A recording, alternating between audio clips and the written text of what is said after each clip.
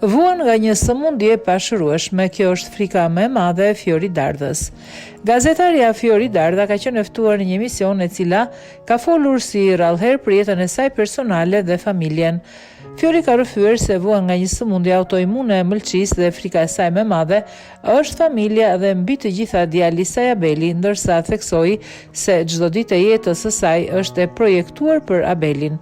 Moderatorja ka thënë më parë se është mësuar të jetojë me këtë sëmundje, por ka ditë kur ndihet e mposhtur, ndërsa zotohet se do të jetojë shëndetshëm dhe të kujdeset fort për shëndetin e saj. Sot jam mësuar të bashkëjetoj me këtë sëmundje, shpesh e sfidoj, ndonjëherë i bëj edhe karshillëk. Padyshim që ndonjëherë përpiqet edhe të më mund, zë edhe krevatin, por nuk ja tregoj njeriu. Askush nuk më ka borxh të dëgjoj dërdëllitjet dhe ankesat e mia. Nuk e di për sa kohë do të arij ta sfidoj, por për aq kohë sa mundem, do të bëj të pamundurën të jetoj shëndetshëm dhe ta shpërfill sa mundem pavarësisht se jam në kontakt të vazhdueshëm me mjekun tim, përfundoi ajo.